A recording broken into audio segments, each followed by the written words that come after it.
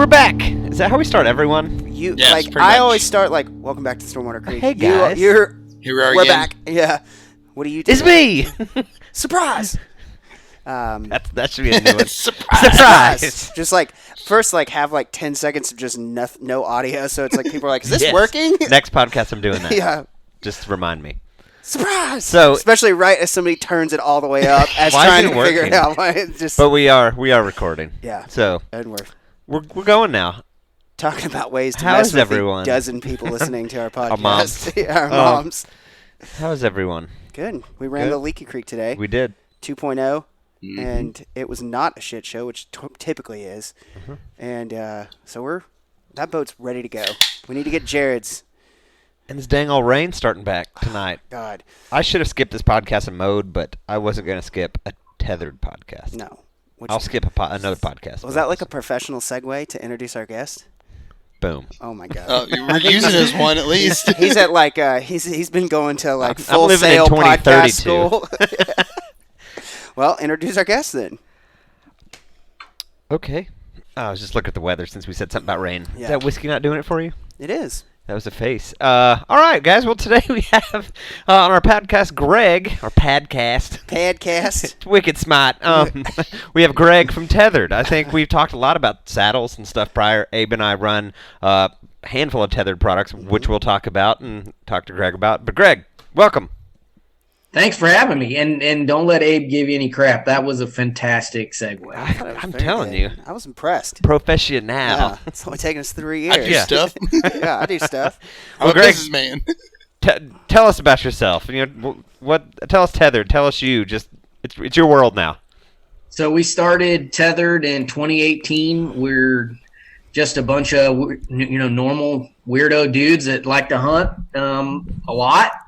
And we took a flyer, me and my partner Ernie, and a bunch of guys that helped us get it launched. And we took a flyer and threw all of our money, our life savings, into sewing stuff, which we didn't know how to do, and we learned how to do it. And here we are 3 years later, and now that's what we do full time. It's pretty cool. It's like the American dream. A bunch of weirdo hunters get together, start a business with a good idea, and then they get to do it, for their day job. It's pretty cool. Is the American dream. That is awesome. It really is. Of outdoorsmen, for sure. I mean, Absolutely. Yep. you started a business from nothing, and now it's And it's related to the supporting outdoors. at least a Half dozen people. yeah, half dozen people minimum, to work full time. That's pretty good. That's awesome. You Creating know? jobs. Living Yeah, dreams. it's pretty cool. That I is mean, cool. and we hired all of our friends, people that helped us start the business as best as we could, and we'll continue to hire more as we grow. But yeah, so we have a bunch of our friends now that we all work together, and we get to travel around, and I kind of feel like a jerk saying it, but we get to travel around and hunt a bunch of cool places and hunt a lot, and it's been a blast. It's been really cool meeting a lot of hunters from around the country, just normal people, just like us, like you guys. Y'all are just normal dudes, and trying to make the most out of the time that you get to spend outdoors. And it's been fun to be able to, hopefully enhance that time in the outdoors that hunters get, because maybe we've made people a little bit more efficient. Maybe they're carrying a little bit less gear, or maybe they're a little quieter. Maybe it's a little bit more fun. That's Comfort, really what too. it's all about. So I mean, I Comfort definitely too, have man. enjoyed not having to trek miles back with a stand. Sticks. I mean, I still have sticks, all but your I've debris. but the stands I had were, because Because we all bought cheap sticks and stands at the time. yeah, oh my Cheapest ones God. we could find. Yeah, it was dirt cheap and 50 just pounds or something, oh it my felt God. like. I've taken Yeah. less. I felt like I carried less weight on a 6-day backcountry elk hunt than I did on stand and steps and An hour from the house. yeah, exactly. All the stuff you got to carry, so Yeah. it's definitely made it more enjoyable for us to go out and just like the availability to stick yourself in a tree that's you're not getting a stand in. I think that's been one of the coolest things for me. Yeah, I Just mean, to as see. we were kind of saying before that we hit the record button, because as Jordan quite accurately said, the best podcast is before we start recording. Yeah. Abe and I are both running mantises and accoutrements. Yep. So, Greg, why don't you walk us through, what Tethered's building? So, if anyone just tuning in who's a regular listener doesn't know, just what does Tethered do? So we set out to bring saddle hunting to the mainstream hunter. Saddle hunting is, let's see, I guess in its most basic form, I would say like if a rock climbing harness and a hammock kind of fell in love and made a baby, that's what these, hunting saddles are. Essentially a seat for your butt that also has some safety built in so you can hang from the tree as opposed to sit in the tree on a stand, on a traditional metal tree stand. And, we sell the ropes and the pouches and the platforms and all the accoutrements, to steal your word, that you really need as a saddle hunter. And so that's what we do. That was our mission. Our mission was to make that mainstream, or at least get it in front of more hunters, because we believe that it's a better way to hunt from an elevated position. So saddle hunting is not new. It's been around forever. One of the guys on our team that I'm sure you guys and a lot of your listeners will know is John Eberhart. He's been hunting this style he's been using these elevated hunting tools since the early 80s, late 70s, so 40 years. I mean, this has been around for a long time. And if you think back even before that, I'm sure back in the day, way back in the day, somebody tied a little seat out of some webbing or string or rope or something and tied themselves to a tree, and that's how they hunted. Cut a seatbelt out of a car. That's right. Yeah, it's not a new concept. We just took the concept and made it accessible to hunters. And safer. And I think we did a pretty good job of building a really good quality product. And so it's really been a fun journey, but we've been doing that now for 3 years, and we feel like we're just kind of starting to scratch the surface. I still meet hunters that when I talk about saddle hunting, they don't know what I'm talking about. So we haven't penetrated the market fully yet, but we will. And there's a ton of new brands popping up. It seems like every day somebody is trying to get in on it and try to make a buck off of it, which is it's both encouraging and saddening, because a lot of them. Well, I can tell you right now, a lot of them are not doing their part to protect the hunter. Yeah. And what I mean by that specifically is testing and insurance. And I know for a fact that a lot of those, we call them garage brands that just kind of pop up and they're making stuff out of their garage. They're not paying for liability insurance. They're not testing their products. And if you go out and you get hurt using one of their products, you're screwed. The hunter is screwed. As of, compared to, let's say you're hunting out of a tree stand from Summit, and it malfunctions and you get hurt, well, you're going to sue Summit, and they carry liability insurance, and they're going to pay for your medical bills. And, if you're out of work, they're going to take care of that. And that's what a real company does to look out for their customers. So I say it's a good and bad thing that they're popping up, because it's cool that things are, innovation is always happening and pushing the market to get better, faster, stronger, lighter, cheaper, etc.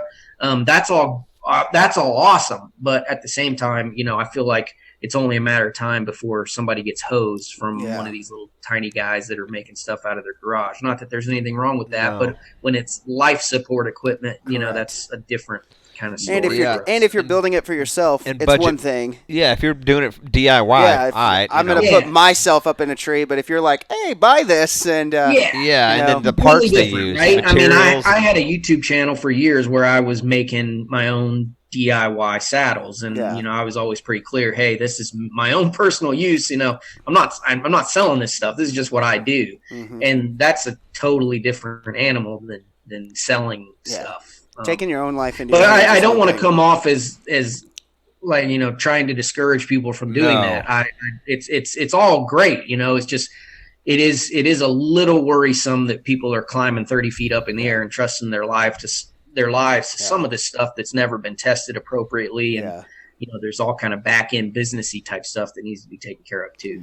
It's worth it to spend an extra couple bucks to get one from somebody like you guys who's like, it might be, it's or make your own. At the end of the day, it's webbing and fabric. This is not rocket science. At the end of the day, I mean, if you're willing to learn how to sew, you can make a lot of this stuff for, not a ton of money. I So can barely it's get patches something onto that you can do. something, let alone something that's going to support me 30 feet in the air. So I personally am a tethered fan, just because I would rather All the legwork's done. all the legwork and the There you testing's go. done for me. So, but yeah, it definitely seems like they're coming, just exploding. There's like, oh, here's these people, and these people, and like I guess it seems like a lot of traditional kind of maybe stand manufacturers maybe starting to look at this as well. Do you see that as well? And kind of Yeah, I mean, I think it's pretty cool. I think as more and more people, maybe some of those big name brands that are traditionally tree stand guys, they start getting into it. It's cool because it'll drive prices down and it'll spur innovation, and so it's really a good thing for the saddle hunter. Mhm. For sure. So you said that just kind of on all your journeys, you're still seeing a lot of people who don't even know what it is, at all. That's kind of interesting. I feel like I bet not a single person in my office knows what one is. yeah, I can't even imagine So, anybody in my office knows one. and there's a few people that hunt, very recreationally, which is great, Yeah. whatever. But yeah, I believe that. When you go to No, when I meet the guys that are like you guys, serious about it, they know. Yeah. They've heard of it. They may not be doing it, but they know what it is. They've seen it. They've heard a podcast. They've watched a YouTube video. Yeah. Their buddy has told us, they've had some experience with it. I think the people that are still yet to know what it is are the guys that, I'm not knocking this. It's just a different style of hunting, but the guy that goes and he hunts on grandpa's back 40 out of the same oak tree that he's been hunting for 20 years. There's nothing at all wrong with that, but Sure. that guy is probably not a saddle hunter. no, I definitely feel like it seemed to have started pretty heavily with public land hunters. Yeah. And then it's kind of gone from there to people who hunt private and things like that. But, Yeah, we were kind of saying earlier, there's some family property I've spoken of before that I get the privilege of hunting on, and they don't really run feeders. I should say they don't run feeders. There's a pig trap with feeder, and it's my wife's uncle, and him and his son are the main people who hunt it, and they only bow hunt. I bow hunt, also. So there's two real nice, an elevated blind and a ground blind, like a big nice tank blind for people to rifle hunt if they want to, but most of the time spent there's us three. We only bow hunt. So we just kind of put sticks or ladders in trees. Yeah. We all three have saddles. There are a bunch of tree stands out there. Another side of the coin is they're both righties. So in these trees, most of these stands are set up for righties. So I use those tree stands as platforms to saddle hunt, and there's a couple of them that I've come to just love. Yeah. They're perfectly comfortable, like tying on above it and using that big old tree stand as a platform. So I'm rolling in with a sandwich, a water bottle, and my bow and a saddle, and sitting there all morning, and it's awesome. So I like it. It's great, man, and I'm gonna try a new tree this morning. So we've got platforms, and then if we go to hunt a public land here and there, I've just really come to love it. Abe got one first after people we knew kind of talked about it, and I think y'all had talked and I wasn't on the podcast, but then I tried his a little bit, kind of skeptical, like I get it, but I don't know if I care. Then hunted his a couple good hunts. Yeah, I thought, man, once you get this thing really adjusted, dialed in. Yeah, it's super comfortable. And it's just tweaking it a little bit here and there and doing some reading y'all's website and about how to just make the small adjustments here and there for pinches and this and that. Man, you can sit forever pretty comfortably. And you've got so much range to stretch a leg and stretch your back. And, oh, it's the best. You flip over and you can pee out of it. Yeah, exactly. Yep. I had to sit in a tree stand last year when I went visiting my dad in Florida, and I think that was last year. But anyway, it was terrible. Yeah. I hated it. First of all, I wasn't wearing a safety harness, so I really felt stressed. I don't want to say scared, but it was in my brain that something really bad could happen, and I was like, man, I'm not tethered in. This is not good. But then sitting in that one position, man, I hate it. My butt started hurting, my back started hurting. I was like, no, thanks. Nope. I've just gotten to where, like, if I hunt in a stand and, you're 15, 20, 30 feet up in the air, like, those first couple minutes of sitting inside of a stand is always nerve-wracking for me. Me too. When I'm clipped in, not clipped in, whatever, it is always just, like, seems like such a weird, like, spinning around the first time. I feel like it takes forever to get my equilibrium right. When I'm in a saddle, I go right up, and I'm not Once you're I settled. don't feel. Yeah, exactly. Even once I'm up, I just don't feel like I'm having to like. I don't feel like I'm acclimating to being that high up as much. It just kind of feels very. I always more feel solid. secure. Yeah, solid and secure. And I think it's because I am facing that tree, and I kind of, even if it's an illusion, I just feel like I have more like. I don't think I'm going. You're tied on a little Yeah, I'm better. not going anywhere. Not slipping off the edge of a tree stand. Exactly. When falling. I know that I always feel that way whenever I finally clip into the tether. Yeah. Clip my bridge into the tether. It's always like this sigh of relief, like, okay, I'm in. I'm Man. good. I'm in. Because I hunt a lot of public land, and a lot of times I'm hunting a tree that I've never hunted before. Yeah. And I'll never hunt again. And you find yourself in some pretty precarious situations 20 feet up, and so you're on your sticks, you're using your belt, you're being as safe as you can be, but it's still. You can find yourselves in a weird situation, and then you get the tether around the tree and you get it clipped in. And that happens to me all the time. I'm like, okay, whew, I'm clipped in. Yeah. If worst thing that happens, I could fall and maybe smack my face against the tree. Yeah. That's pretty much worst case scenario. Exactly. Now. Yeah, I can hang here till daylight and then figure it out. Yeah. That's right. Worst comes to worst. I got a bloody nose and wait a couple hours and then sort it out. Yeah. Because I have done that before. When I was I don't use them as much anymore, but I used to use climbing spikes quite a bit. And I was in this weird oak tree here in Georgia, and I got up to hunting height, and it had kind of like 4 or 5 different branches. And so I was kind of in a weird position standing on my spikes.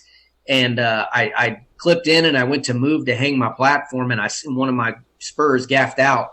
And my saddle caught me, and I swung into the tree, and I hit my face into the tree. But, that was it.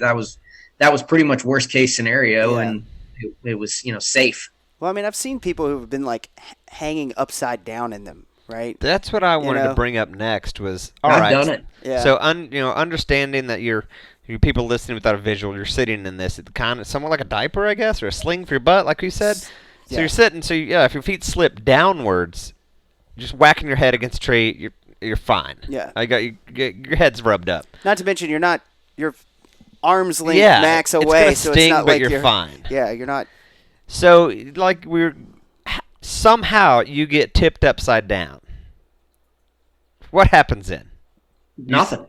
You just are upside down, and you basically just reach up and you grab your bridge or your tether, and you just flip yourself up. It's not even hard to do. You don't even have to be in shape to flip yourself right side up. It's just a pivot point at that point, right? Yeah, it's a pivot point. Yeah. You just got all the leverage to just kind of roll yourself back up. It's really easy to do. Yeah. Did you hang upside down to test the saddle, or did you slip? No, I've done both. How did you slip? I've never been upside down unless I was trying to be upside down. Okay, that was my question. Because I don't see the math of it, but people pull off some stuff, and I don't Yeah, see the math of it a lot of the time. I don't see how you could. So we've talked about this at length, and really the only way we ever saw that happening is if you had some sort of medical event in the tree. You suffered a stroke, a cardiac event, something really, really bad. And then I could see maybe it happening, but then that's probably the least of your worries anyway. But so one of the guys that works for us, he's our production manager. His son is he's a big kid, and like a big kid. He's probably 6'2", he's probably 300. He's a big kid, and he has epilepsy. We were in the shop at Tethered at the headquarters in Minnesota, and he was on a steel pole that we used to use as a testing tree. Mm-hmm. And he was standing there with his feet on the floor, like you would be on a platform. And he had a full-on seizure right there, and he went completely rigid. And then he just kind of swung into the tree, and that was it. And then he finished having a seizure, and he was fine a few minutes later. But even in a situation like that where you totally lose all control of your body, you're most likely you're going to be okay. Yeah, sure. Like I said, and even kind of physics of it, you swing towards the tree, so you're going to have to, like you said, you're going to have to be weird. Yeah, weird you're going to physics. have to. And Abe just got one this year, and I kind of went and ordered mine. Got the full kit, but a recliner. Yeah, man, that thing. If you're running that, you're not flipping upside down. You're not. It's keeping you straight up no matter what, I think. But that thing, once you get adjusted, if If it's go time and deer are moving, I'll kind of let it slide down, fall, around your waist. But you get up there early in the morning, get set up, get that recliner set up. Nap time. You're set. Yeah, exactly. Yeah, that thing is money. Yeah, absolutely. Yeah, I didn't run one until the sale that you guys have going on right now, and I've been shooting in my backyard every day with it. Well, every day that it's not freaking 40-year flood going on here in Texas right now, but I've just gotten it's so comfortable just to sit in and just it just takes all that tension off of your stomach and chilling, man. Yeah, you're just relaxed, instead of being kind of tensed up trying to keep yourself upright. Yep. Not I used upright, to make them out of old camera straps. Yeah. This was way back in the day, 6 years ago, and now the one that Tethered makes, I think it's 4 inches wide, and that seems like the perfect width. Yeah.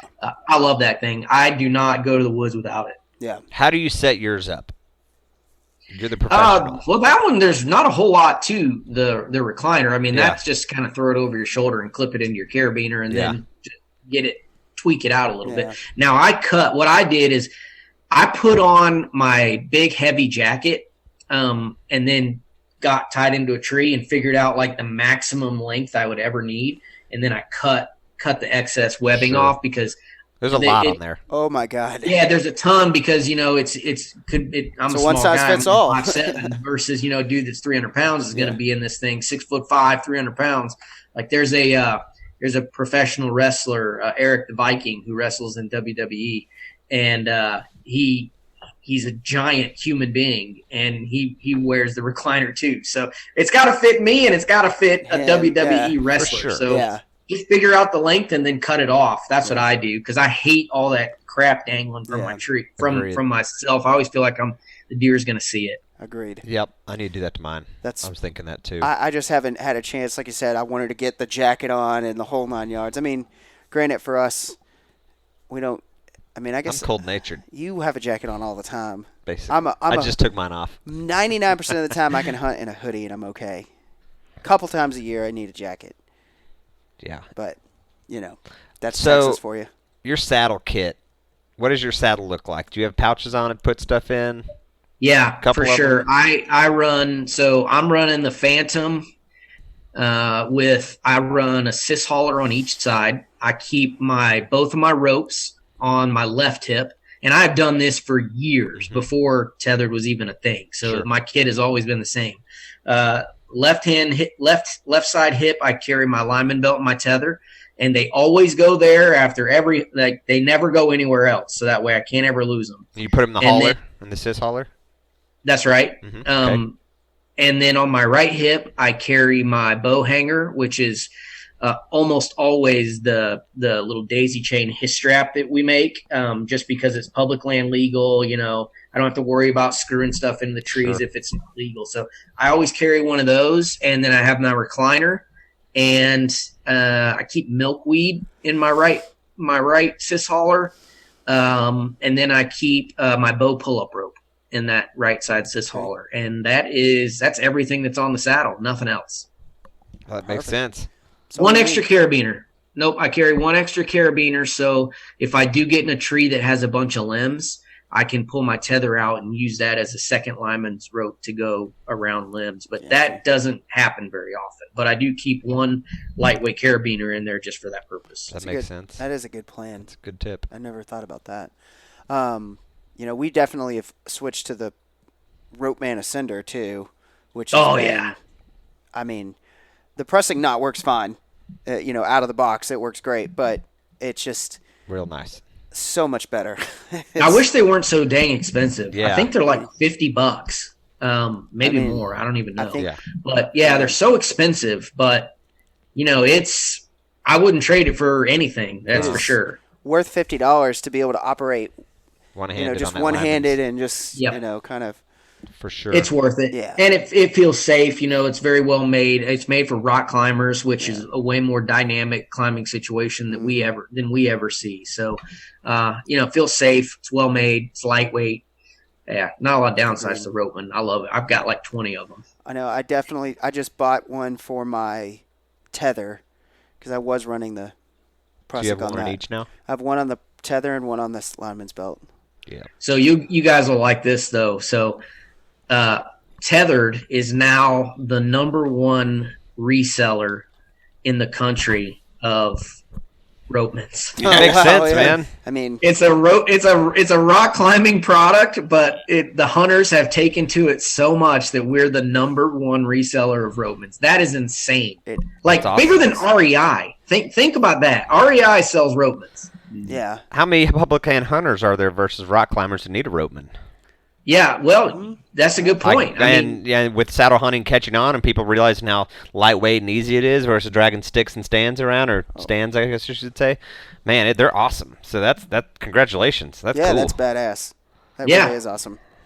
Yeah, it's pretty funny that happened in such a short amount of time. It just shows you that there's a lot of hunters. I think even tree stand guys are using them too for on their like the folks that tie the rope that goes from the ground all the way up. Yep. I think they're using them on those and all kind of stuff.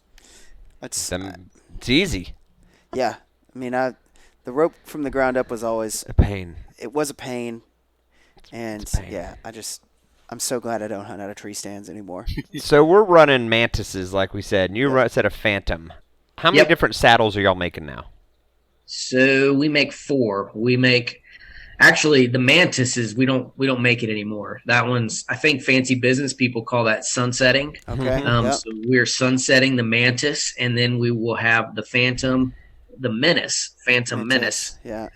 Happy accident there, and then the like Eberhard Signature Series saddle that John Eberhard designed. So we've got 4 currently. So walk us through what I guess the graduation from Mantis was to a Phantom. I think so. Yeah. What changed?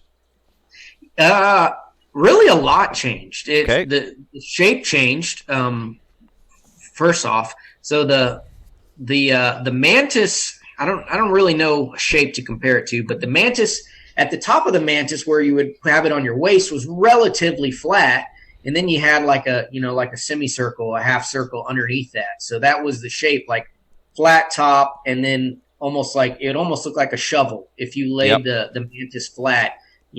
The top part would be the waist belt, and then it would dip down almost like a shovel. Yep. Well, the Phantom is shaped like a football. It's got arc on both sides, so it's a completely different shape. And then we changed the way that we do the bridge of the saddle. That's got we made an adjustable bridge there, and then we did a whole bunch of cool stuff to the Phantom. It's really cool. Comfort wise, I would say it is, for me, slightly more comfortable than the Mantis. For a lot of people, they say they like the Mantis better, but I would say, I'm going to say 70% of people find the Phantom more comfortable than the Mantis. I think it's mostly because of the shape profile. It fits. It's Hold your easier butt. to fit. Yeah. Talk about? I haven't looked. I should have before this. That's on me. The adjustable bridge. Is there a way to modify our mantises to an adjustable bridge? Yeah, anybody could do it. All it takes is a couple of YouTube videos and probably, I think it's about $25 worth of rope. But get the rope and then you could sit down in 30 minutes and watch a video on how to do it, and essentially free. Just a couple little tools you can make on your own. What is that bridge? Is it Amsteel? Is that right? Yeah, it's made out of a product called ultra high molecular weight polyethylene, if we want to get super nerdy about it. Okay. Most people know that as Amsteel or Dyneema. But that's the fiber that it's made out of. It's a polyethylene material. It's super strong, so pound for pound, it's way stronger than steel. We use a 1/4-inch rope in all of our stuff, and I think the breaking strength is somewhere around 8,000 pounds. Like, it's ridiculous. You could pick up a Jeep with it. It's so much overkill, but it's nice. It's originally a marine product. It was made for the marine industry because it's UV resistant, it's mold resistant, it floats, and it won't rot. So it's perfect for outdoor uses. It's really like the perfect rope, and I can't believe that nobody started bringing it to the outdoor industry before us. Sure. I think I've got a winch on our side-by-side, and when I got it, it came with a non-steel rope cable, Yeah. quote cable, I guess. 99% sure it's Amsteel. It is. And Yeah, so it it's is. man, that we've drug all kinds of things with it. Yeah. Hoisted Oh, you deer. can't break 'em. No, Yeah. hoisted deer up over beams, hoisted pigs over branches, drug other vehicles around. It's the Pulled best. ourselves out It when we doesn't got get stuck. rusty and spiky like Yeah. steel cable does, and then not to mention that the weight of your bridge on your saddle and just Yeah. man, it's great. Yeah. It's great. It's a wonder material. And then you're winching a truck out and the cable snaps. Oh, now all of a sudden everybody you've got dies. death weapons, you Yeah. know, and it's not an issue with Amsteel. There's so many pros for Amsteel coming to like I said, the outdoor industry. It should have happened way before now, but we use that on the Phantom and on the Mantis. We use a webbing bridge on the ESS and the Menace. But they're all good, man. All the saddles, they have their place. So we designed the Menace to be, it's a little bit on the less expensive side, not quite as big of an investment. Like if you were going straight into a Phantom, I think there's probably $70 or $80 worth of difference in price. So we wanted to get the price down, and honestly, as we get bigger and grow, I think we're going to be able to get our prices down even more, because we're going to be able to we're starting even now to start to see quantity discounts, because we're not, we're past the two guys stuffing boxes inside our garage. Yeah. That was, Yeah. we're past that. So we're able to buy a little bit better in bulk, but Absolutely. so there's like entry level all the way up to the Phantom, which I would consider our Cadillac of saddles. All right. As far as the adjustable bridge, in the way that it makes the saddle or how it affects the way that you sit, is it just a comfort thing, or what's really the purpose of having an adjustable bridge as opposed to a fixed bridge like what a Mantis has? Well, 99% of it is comfort. Yeah. It's okay. So as you get wider hips, bigger dude, the longer you want that bridge to be, because it's all mechanical engineering at the end of the day, and I'm not an engineer, but what the smart kids tell me, is it has to do with fulcrums and leverage and all that stuff. But yeah, just kind of obviously in your brain, if you were a bigger dude, it would kind of make sense to have a longer bridge, so that way you don't get squeezed as much. Yeah. So yeah, it's mostly about comfort, and it can also play a factor if you're hunting a bigger in diameter tree, smaller tree. Sometimes you might want to adjust that bridge just because it gives you it can really change the way you hang in the tree. So that's 90% of it is just comfort. And then we engineered our comfort channels that they come on the Phantom, and it's like a high, medium, and low setting. And the only time I ever really use those is when I get in a tree that's really leaning. If it's leaning left or right or forwards or backwards, sometimes I can adjust those comfort channels and get the saddle to pull a little bit differently, maybe pull a little higher or lower, and that can really make it more comfortable. That's interesting to me. All right. Yeah, Yeah. that does. It's not like something that if you don't have it, you can't be comfortable in a saddle, but it's just another way to give you a little bit more flexibility, especially, if you hunt a lot, man, it really matters. I hunted a lot last year in the fall, and, I was like 12, 14 days straight where I was in a tree, and it starts to wear on you, for sure. So anytime you can adjust it and get it to pull a little bit differently, or higher, lower, it just makes a big difference. Yeah. No doubt. Whatever products or innovation is happening right now? There's some new things on the website that I haven't seen until recently. Yeah, well, we always have something going on.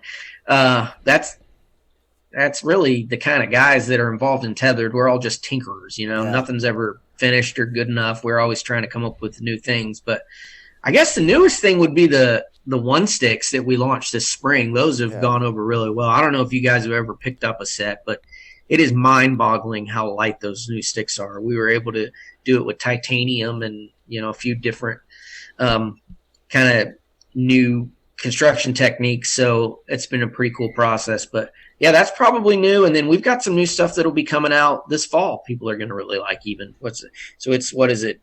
May, the end of May, as we're having this podcast. Yeah, we're getting rolling toward June quick. Yeah, it's right around the corner. So we'll have some new stuff coming out this fall here in just a few months. But Yeah, all awesome. kind of stuff's happening. And then it's not just us, right? It's like the whole community. As it grows, you see more and more innovation from different people. It's pretty cool. For sure. I definitely, in just paying attention to it, I think I've definitely seen a shift, and it seems like the one step, like the one stick climbing method seems to be kind of the hot thing going on. At least that is the hot thing that shows up in my suggested YouTube videos is one stick climbing. And have you seen that? You've told me about it. I haven't watched any videos. Yeah, you explained it to us. It seems very interesting. I mean, I don't think I'd ever do it unless I was in a saddle. But it's Or on public land. I mean, yeah. The great thing about it is it's one stick, but you do have to kind of rotate around, pull the stick off, move up, place it underneath the bridge. Underneath the tethered, and then kind of keep going up. So, I mean, you guys have obviously, have you one sticked before a bunch, or do you just carry a couple sticks with you and go up that way? Yeah, I've tried it. It never really was for me. I've done it a couple times. Not my thing. But my buddy Carl, he actually did a video on it that you might have been the one that you saw, Abe. But, the one I watched, yeah. Yeah, Carl did he does it. He's done a bunch of demos for us, but he's actually really good at it. I hope he doesn't listen to this because I'm going to say nice things about him, and I don't want him to ever accuse me of being a nice guy or his buddy. But he does pretty good with it. I was quite amazed how efficient he was, and he doesn't appear to be that small of a dude either. You know, he seems like a pretty good sized guy, and he was just right up.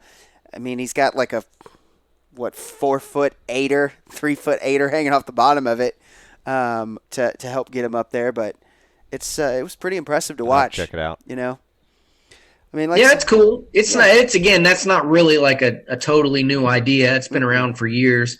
Garrett Prawl, the DIY sportsman, he had a video on that like a long time ago. But it's cool how you bring up. It's like almost cyclical, like things come and go. Oh yeah.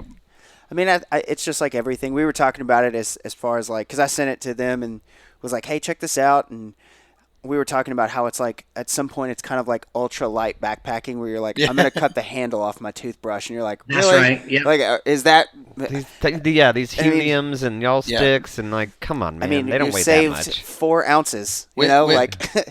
I don't know. I guess it's because like, when we hauled in big tree stands into our hunting spots miles into public land, and then y'all guys get saddles, and it's like, I don't have to haul this whole thing in, but you're hauling sticks and a tree stand in.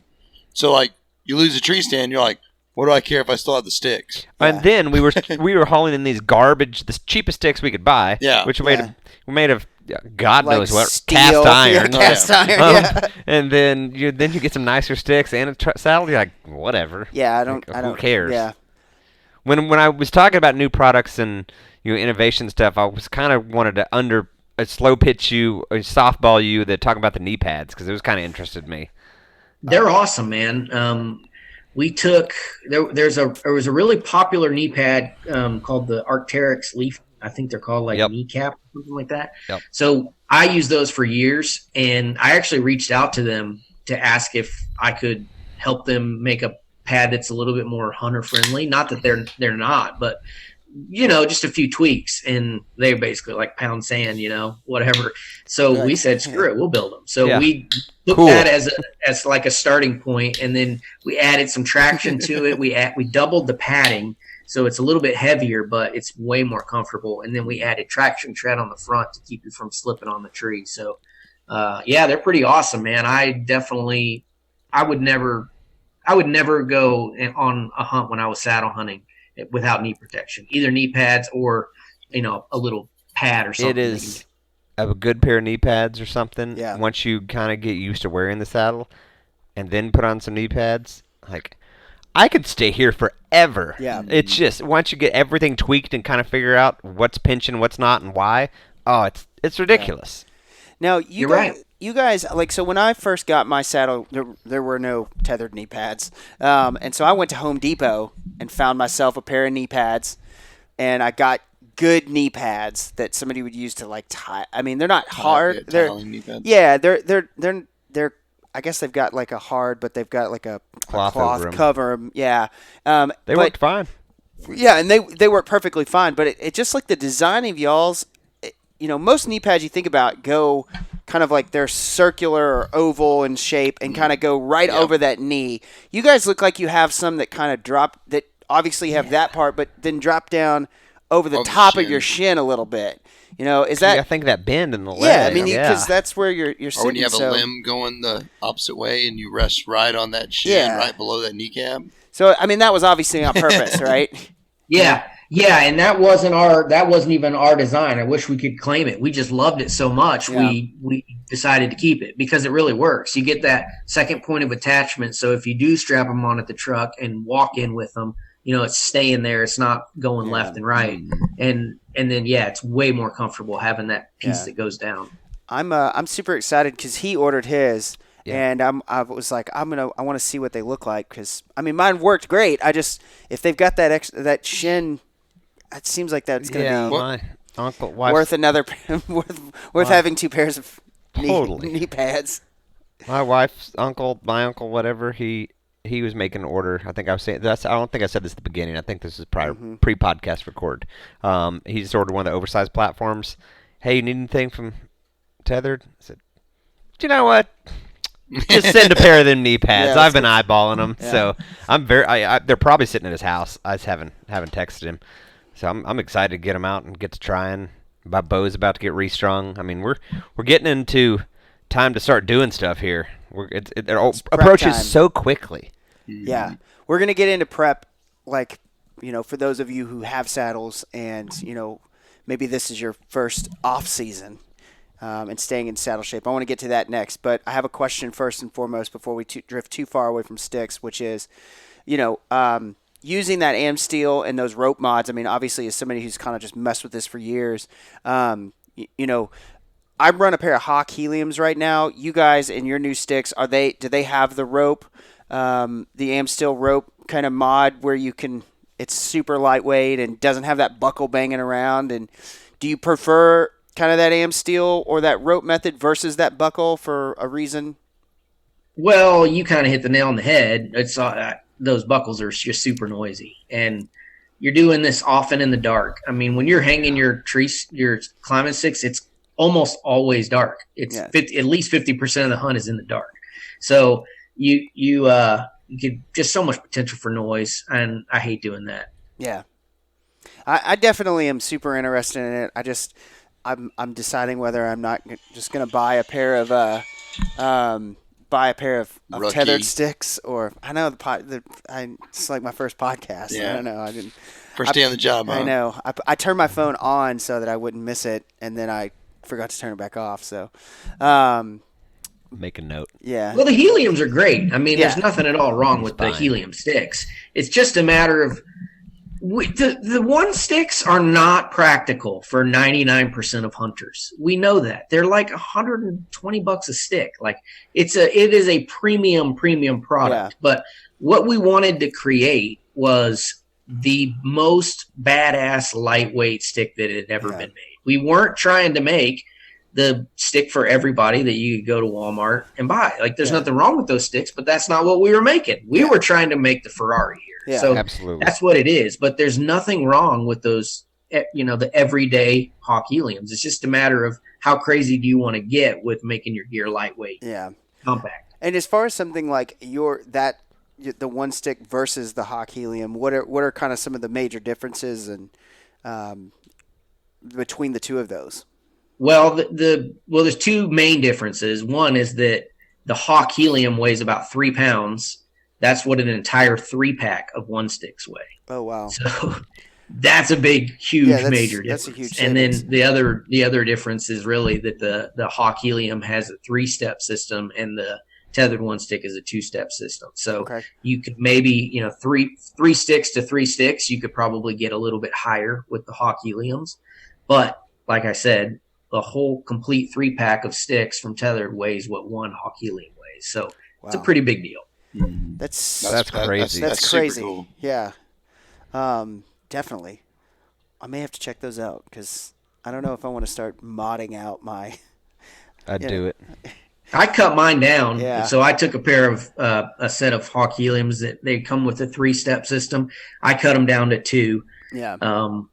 It made them a little bit easier to deal with. I always liked the Hawk Helium sticks. I mean, I would probably be hunting with those if I wasn't hunting out of tethered gear. I'd probably still use. I mean, matter of fact, I still got a set in the garage. But like I said, we wanted to make something stupid light. We wanted to just go crazy with the one stick. So that's what they are. They're not.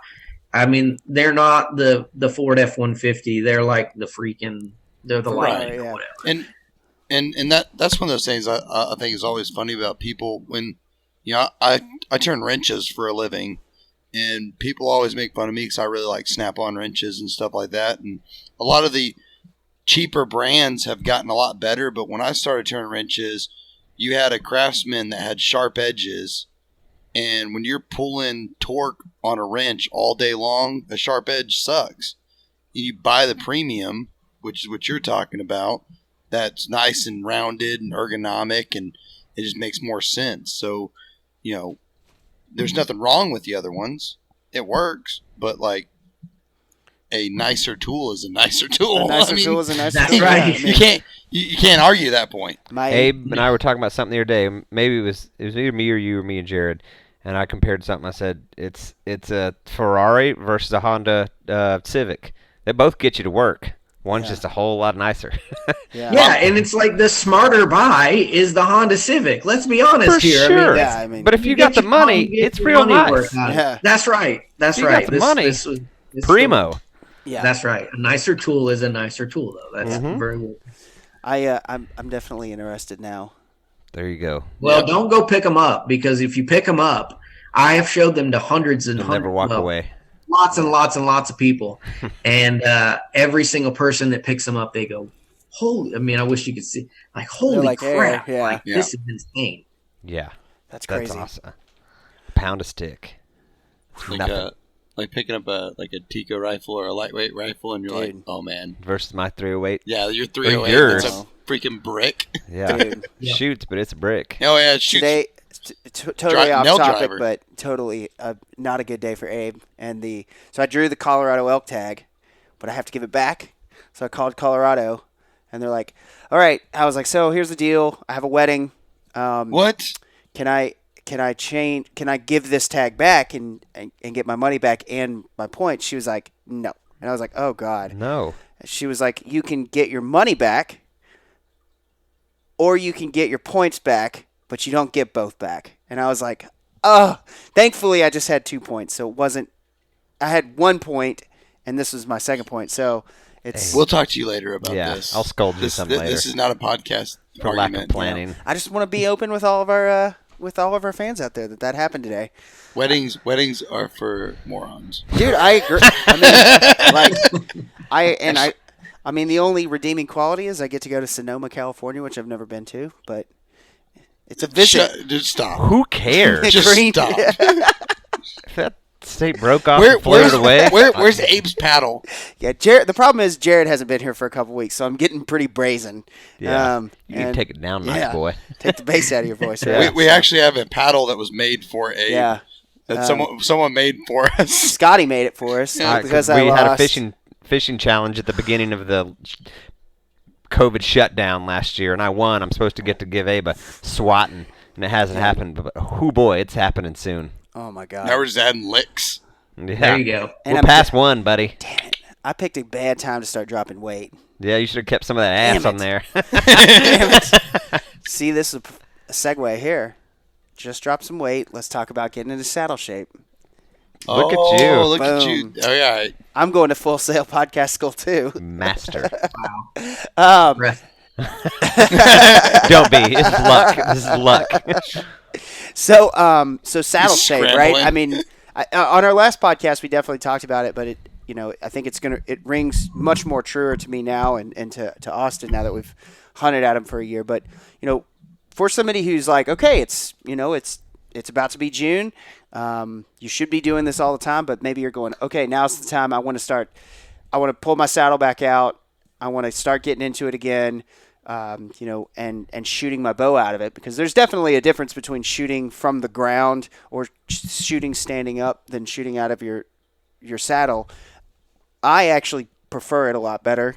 I've had very great success transitioning to it from a stand. But what are some things that people can do to kind of make sure that they're staying in saddle shape and are ready to go for the season that'll be here? And well, what time. you really should be doing now is checking out your gear, making sure that you don't have any rats in it over the winter, no no mice got in your hunting clothes or whatever. And so check your ropes, check everything, make sure it's all in good working order and there's no rips, cuts, tears, all that stuff. Make sure it's all safe, no matter if you use tethered products or it's something you made. It doesn't really matter. Just make sure your gear's in good condition. But yeah, you kind of nailed it, Abe. The only thing that I do is shoot from the saddle. I shoot from the ground, and then I'll shoot from the saddle as well. I actually had to sink a telephone pole in my backyard because I was saying that this last summer. I appreciate that. That's what Cy appreciates about you. How far did you? Yeah, I sunk a telephone pole back there. How far did you have to go down into the ground so it was secure for you to get into? Well, I only had an 8-foot pole, so I could only drop it down 2 foot. And it probably, it's holding me fine. Did you concrete it in, obviously? No, I used foam. Okay, yeah. Big foam. Yeah, so I just used that because it was easy. My wife's going to come home to a telephone pole in our backyard. I hope so. Dude. I hope I go to work and hear her complain about Jordan works with my wife, and yeah, you just wait. I hope. I'll please, help you. For He me. put a telephone pole in our backyard. And I'm going to go, You know what? yes!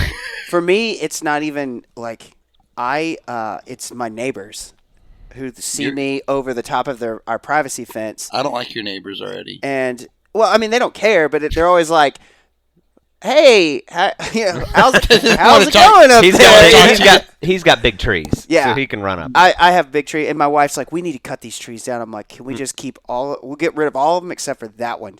It's The one over in the archery range? Oh my God, exactly. It's like 20 yards from my archery target, and it is straight as an arrow and goes up. Before the first branch happens is like 60 feet in the air. So I'm like, I can't get up there, right? And so I'm like, man, I don't want to cut that one down. Don't have no in your heart. I'm not going to cut it down. No way. When I talk to Mago's coming over, and I'm going to be Tell him like, to take all the branches off or something. all of them are down except for this one. I need you to come up with some excuse why you can't cut it down. Like there's, it's an endangered species or some shit like that. I don't know. Absolutely. But yeah, I'd do the same thing. Like I said. Yes, that reinforces that it's not a dumb idea. Thank you. No. There you go. Yeah, that's pretty much it. That's all you really have to do. Shoot. Once you start, once September rolls around or October, wherever it is you hunt in your state, it's going to be uncomfortable for the first couple times that you sit in a tree, but that's normal with a tree stand or whatever. You just got to get used to the way it pulls on your hips, the way your legs are using using them more now. So you got to get used to it again, but that's pretty much it. Yeah, it's I'm super excited. This is getting me all more jazzed up. I was, like I said, ready. I got mine out the other day and just, put my platform up and got in there, shot my bow out of it, and I was like, man. Do y'all have any plans for this fall? Any big hunt you're doing? Elk? No, yeah, I'm doing Well, elk so, hunt. no, wait, never hang mind. on. No, I am doing an elk hunt. I'm just going during second rifle. I'm going over the counter, not Not with your draw? with my draw. Yeah. Cool beans. So, unless I draw in Oklahoma again, that should come out soon. No, it won't come out. 5th. Oh, well, that'll be next week. Mm-hmm. Ooh. We all put in, Abe and I put in for Kentucky elk, which we didn't draw. No. I didn't put in for Colorado. We put in for Oklahoma elk. I've never gotten a really, really nice whitetail buck. Shot plenty of cold bucks, shot a pile of does. Last year I was on a mission. I got real picky. I never shot a deer last year, and I had ample opportunity to shoot does. I said, this year's the year. I'm not just going to kill a deer for the sake of killing a deer. My wife killed a nice one. Our freezers aren't empty. I said, I'm going to get me a nice buck. So this year, the mission continues. Yep. I just told want you I just want a really nice buck. And there's plenty out there, and a couple of the pieces of property we hunt. I'm starting to see some on our cameras growing their antlers. Obviously, that's my mission this year. We duck hunt a ton too. So it's all right. Let's see if we can get one of these fairly early in the season, then switch over to duck hunting. Saddle duck hunting challenge. Stop talking. You're already grounded for giving back an elk tag. I had to. Yeah. I don't, but then I'm gonna have to move in with you. That's fine. That's fine. This room is yours. I have an extra room in my house. This whole room can be yours. Yeah. My wife keep willingly traded our anniversary for this wedding, so it's fine. I mean, whatever, but I have a room that I keep for wayward boys at my house. Yeah. So, Everybody yeah, knows it. I'm covered. Abe's doing over-the-counter elk. I'm just chasing a big, nice whitetail buck. Yeah, you're have one mission in October. Yeah. And that pretty is much to do nothing but. I mean, if the first split of duck season sucks as bad as last year, I'll keep chasing a deer and then hope for second split to be better and focus on ducks then. But anywho, then you're doing like a multi-state upland. Yeah, he's got a GSP that kind of just finished training, hunted a little last year. So I think this year I'm tour. I'm going to a tour all the way up to South Dakota with my GSP. So cool. that's my main focus this year. There will be some whitetail hunts. I have a small ranch down in the hill country of Texas that we'll definitely visit that, and we all go down as a group and cull deer, and it's good. But there will be some fun with whitetail, but you can't go make it to that either. No, I'm just gonna poke holes in them again. We're not doing Yeah, but let's not go over that. No one. What about you, man? What do you got planned? Well, I just found out that I just drew a Kansas tag, so Nice. I'm going to this fall. Yeah. Abe was Solid. talking this week about wanting to start Solid. putting in for Kansas. I did put in for Kansas for the first time this year.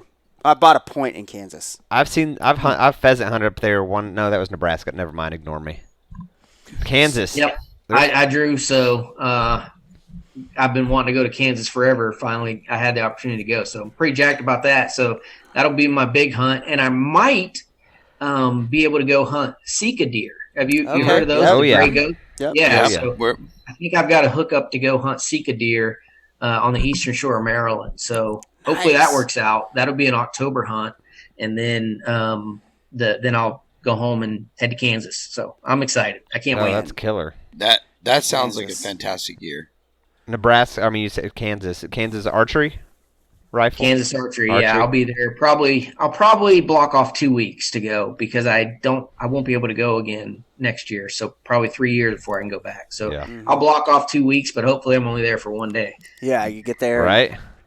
Yeah. Yeah. You hear people say, "Man, it's taking one on the first day." I don't know. Like, why not just knock it out, man? Like, you Dude. put in for this, you did all this work, you did your e-scouting, you did your prep work, and what do they say? Luck is just when planning and opportunity comes together.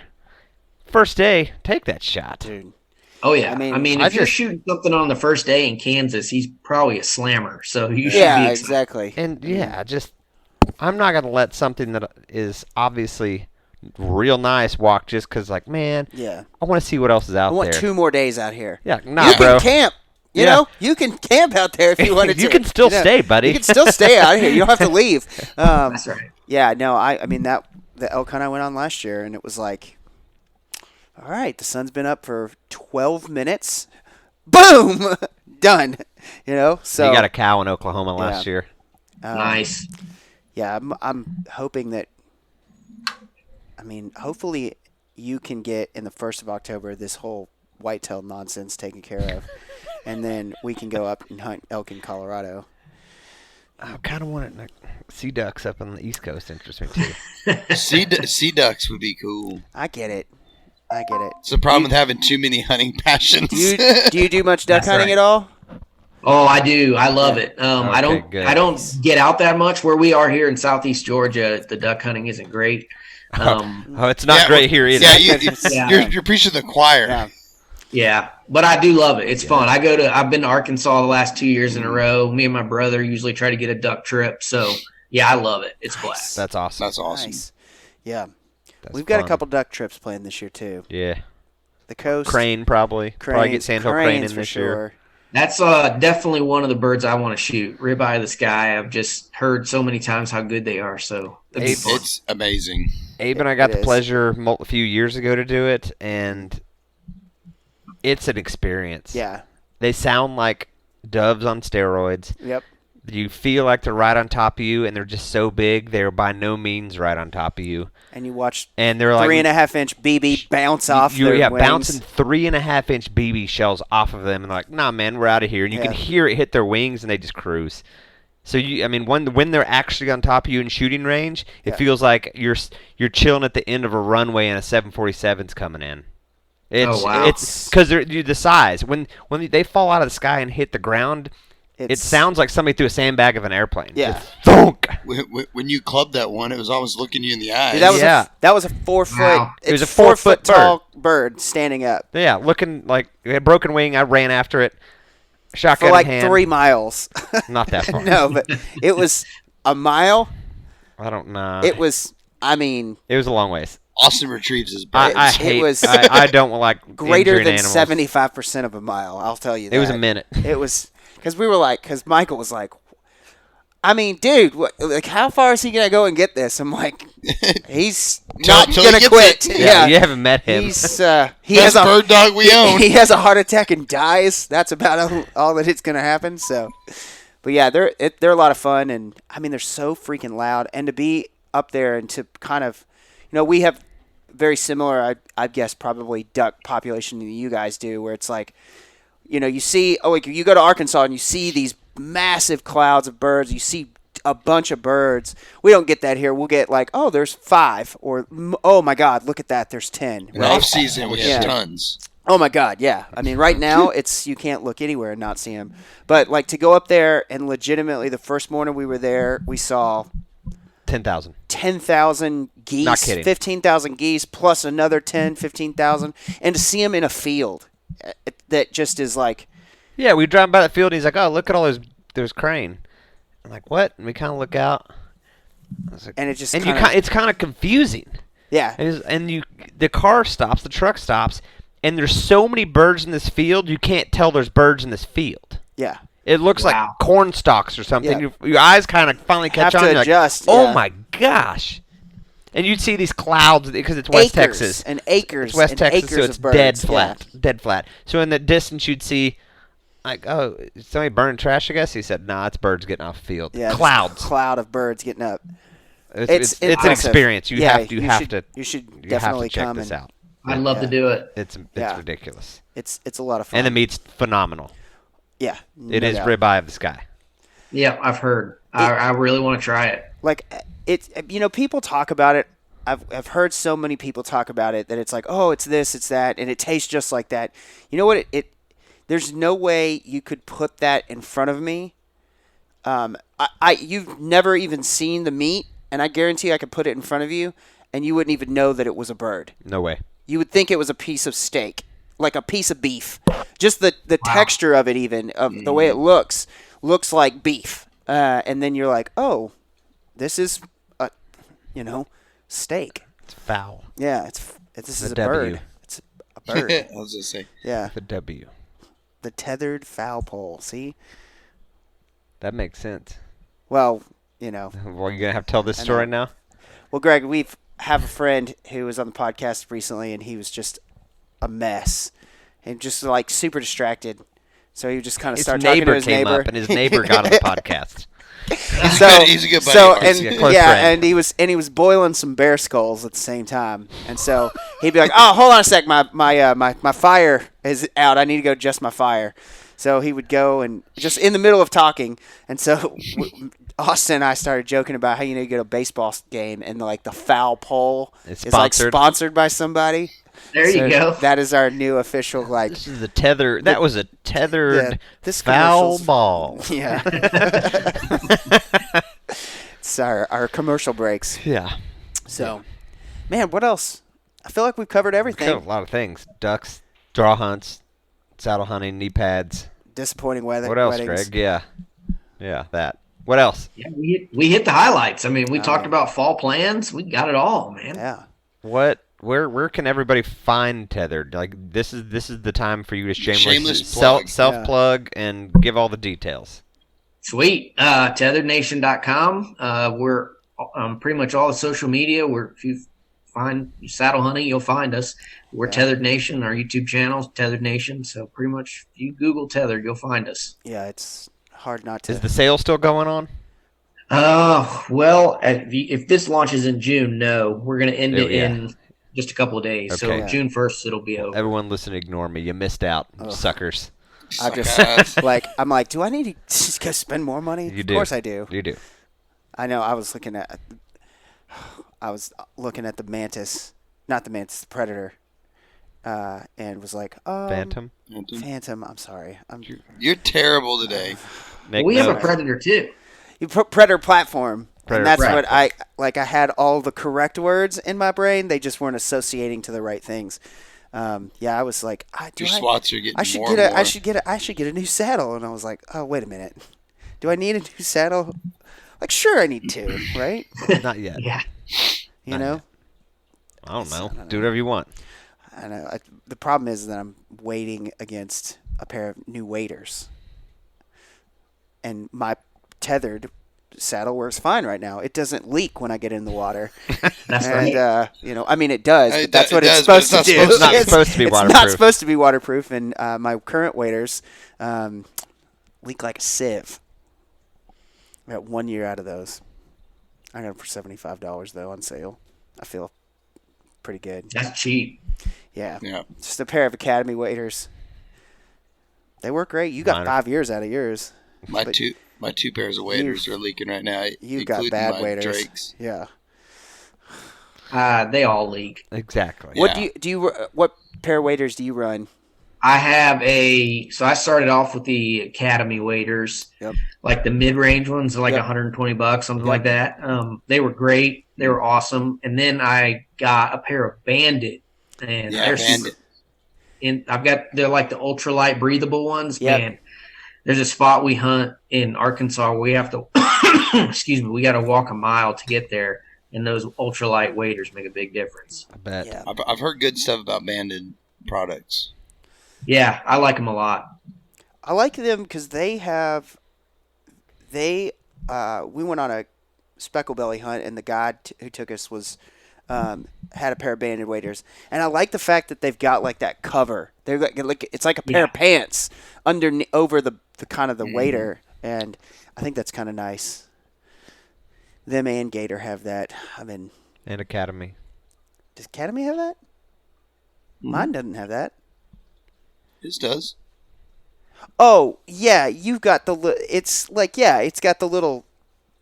This is like an actual pair of pants that go over him. And Drake has the like 4-in-1 where Yeah. there's like an outside membrane. I mean, Yeah, Drake does it. Gator, Banded. Well, this has gone wheels off. Thank you, Abe. What our waders have, which we have the exact same pair of waders, is not what Banded has. It's completely different. It goes over the entire boot, all the way to the bottom. Neat. I hate him. no, you don't. I don't. He helped Somebody me. has to reel this in. Please, I'm out of control. Yeah. Greg, thank you so much for information about saddle hunting, tethered. Guys, check him out at tetherednation.com. Ignore Abe. Please, Ignore I'm useless. So, it was fun, man. Thank Thank you. Yeah, you, man. for Thanks for everything. having me, guys. Yeah. I appreciate the opportunity sure. to come Absolutely. on and talk to you guys about You it got- again. one This is last- number 2. This is Yep. number 2. Yep. Yeah, you guys. Now that COVID's over, I guess that's okay to say now. Are you guys going to hit the road on? Because I know you guys before the whole COVID thing, you guys were doing like a bunch of demos, days where you come to like certain cities and kind of have a whole setup. Are you guys going to do any of those? Any Yeah, plans for we those? did them. We toned it down a little bit this year. We didn't do as many events, but we've done a few. Mhm. We have actually a couple. Let's see, we're in Pennsylvania, and we're somewhere else, Michigan. And then that'll be it. Yes. Well, let us All know. Hopefully, you make it down to Dallas or Texas soon, and Yeah, we we'd should love do to one see out you. there next year. You should. it. Absolutely. Let's do it. we'll be there. Yeah. Yeah, we can make it happen. Cool. Yeah, awesome. Well, thank you Right. very much, Greg. Thank you guys Thanks for again. listening. Make sure you guys subscribe to the podcast. Check out everybody, the whole Tethered stuff. And TetheredNation.com. yeah. Thanks for listening, guys. Q Braley. Stormwater Creek is the best. Grinch, the captain. Aim, the helper. Jordan, the problem solver. I hope you like Stormwater Creek. Stormwater Creek.